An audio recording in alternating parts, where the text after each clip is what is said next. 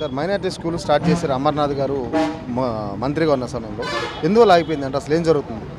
అసలు ఆ రోజు గౌరవ మాజీ మంత్రి వర్యులు అమర్నాథ్ రెడ్డి గారు చాలా కష్టపడి ఈ షాదీ మహల్ని తీసుకురావడం జరిగింది.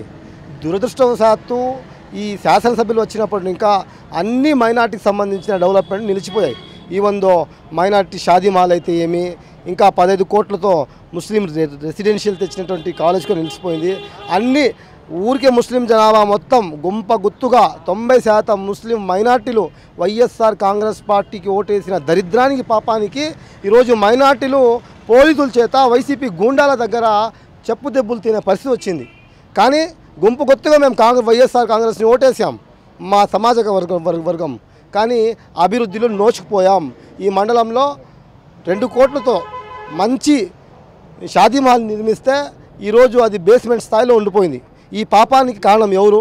ఈరోజు మీకు ఈ వీకోట మండలంలో ముస్లిం దాదాపుగా బలంగా ఉన్నాం. ఈరోజు మా ఓట్లు అడగడానికి మీకు ఏ అర్హత ఉంది? ఏ డెవలప్మెంట్ చేసిండారు?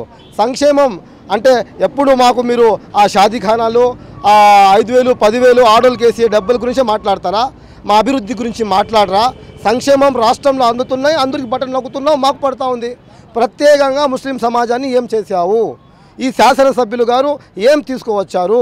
ఏం సాధించింది లేదు, అన్ని రకాలుగా ముంచారు. ఈ కాన్స్టిట్యున్సీనే ముంచారు. ఇటువంటి పరిస్థితి పోవాలి. ముక్కుముడిగా సమాజం మొత్తం ముస్లింలందరూ ఏకమయం. ఖచ్చితంగా ఈ వచ్చే ఎన్నికల్లో బలంగా బుద్ధి చెప్తాం. అమర్నాథ్ రెడ్డిని భారీ మెజార్టీతో గెలిపిస్తాం. ఎట్టి పరిస్థితుల్లో కూడా ఈ సైకో ప్రభుత్వం పోవాలి, సైకిల్ ప్రభుత్వం రావాలి.